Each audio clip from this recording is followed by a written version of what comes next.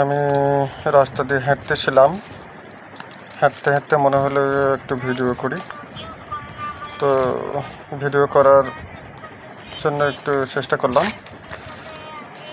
আমাদের যে রাস্তা আছে, রাস্তার পাশে এই যে ডোবা, যেগুলোকে বলে আমরা নোয়াঞ্জলি বলি। আর পাশে রাস্তার পাশে বৃষ্টি হওয়ার কারণে অনেক আগাছা জন্মেছে।